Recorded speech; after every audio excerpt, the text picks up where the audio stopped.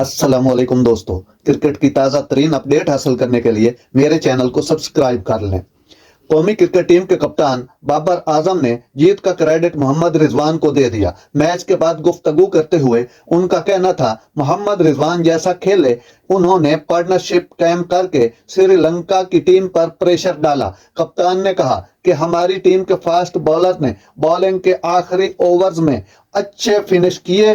बाबर आजम ने कहा कि अब्दुल्ला शफीक का पहला वर्ल्ड कप है और वो बेहतरीन फॉर्म में नजर आ रहे हैं, जिसकी वजह से मैंने उन्हें खिलाने का फैसला किया। जैसे मोहम्मद रिजवान और अब्दुल्ला शफीक ने पार्टनरशिप कायम की, इससे हमें जीतने में मदद मिली। कप्तान ने कहा, यह हमारे लिए अच्छा है कि मिडल ऑर्डर ने खुद पर यकीन रखते हुए मैच को फिनिश किया और पाकिस्तान को फतह दिलाई। नाजरीन, ऐसी अच्छी अच्छी खबरें सुनने के लिए मेरे चैनल को सब्सक्राइब कर लें। अल्लाह हाफिज।